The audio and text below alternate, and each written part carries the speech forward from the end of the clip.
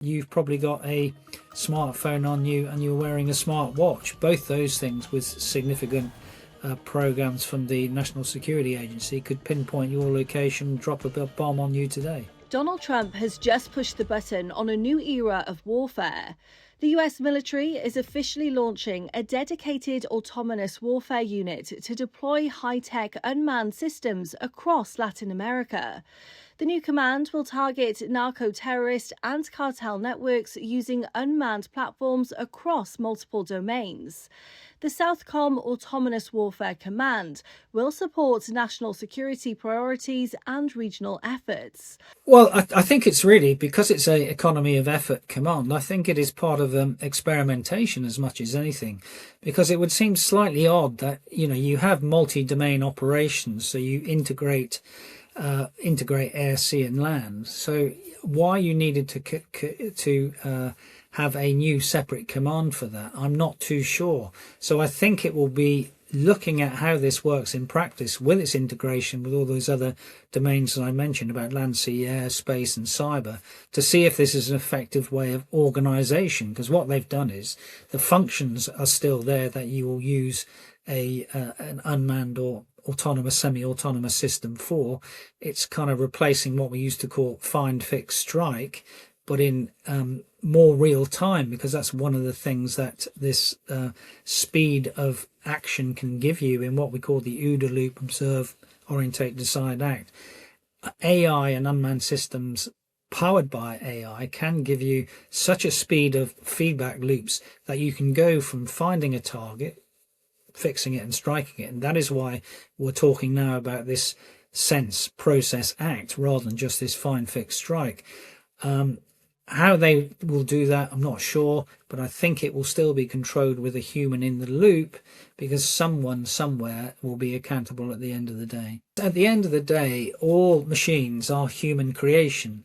So because you had human input in what goes into the algorithms, what goes into the software and hardware, you can actually row back from that if you so want. But each military and each country, in a sense, seeks dominance over another country in geopolitical terms. Certainly, Putin has said a few years ago that whoever wins the AI battle will win the sort of war of the 21st century. And that is the problem for the future, that we are getting to this state where the increase in capability in these systems is so great that it could sort of do things that we just don't know for the future. And that could be exacerbated because of the time when we get towards quantum computing, when of course all the security protocols used for everything just about in the world, including all the security protocols for banking and the financial systems around the world, are at threat. So there needs to be governance in all these types of areas where AI and machine learning can intrude for the future, not just the military. The US Southern Command Commander General Francis Donovan said Latin America is well suited for innovation and collaboration with partners. Now, because I said that the Southcom area, Latin America and South America, is an economy of effort combatant command, it is easier to experiment there when you're not facing a sophisticated joined up enemy in the way that you would with a near peer competitor like China.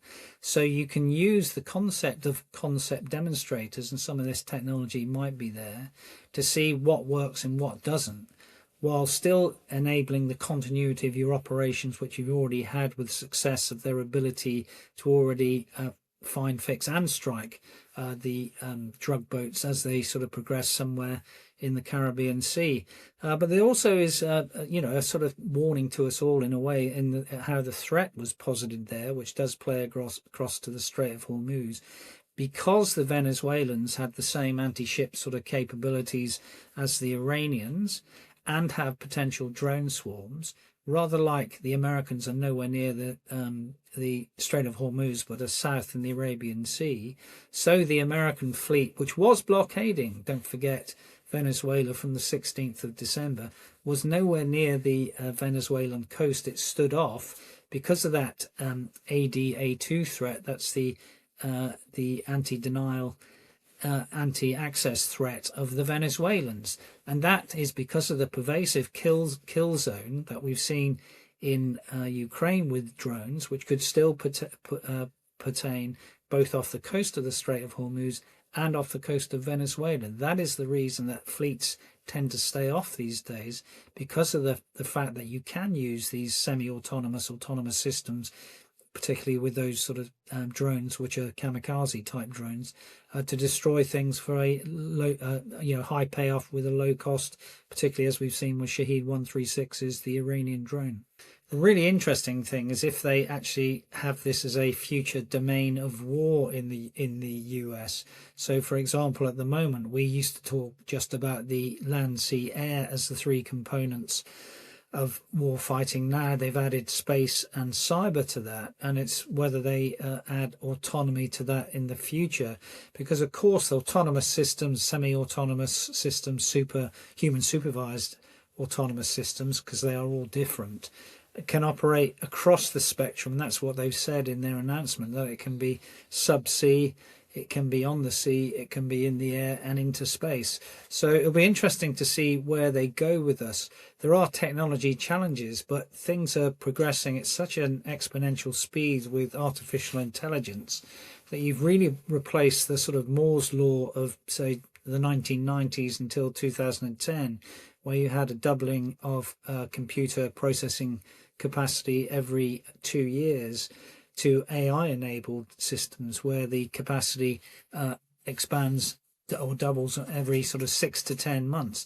That is the great thing which has really happened. There are really real dangers in this, and this was really mentioned in terms of the impact on the kind of future battlefield this week, with a speech by the former US Army Secretary Christine Wormuth, when she talked about, there's no, the battlefield is now so transparent that you just can't mass forces anymore, because you can be seen because of intelligence, surveillance and reconnaissance anywhere in the world at any time.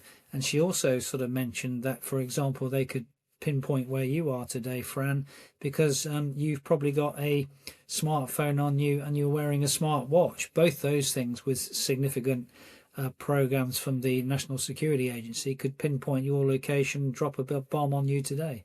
What we have got, of course, and we've seen employed in both Iran, but more particularly in Ukraine, is unmanned, for example, unmanned seaborne suicide craft.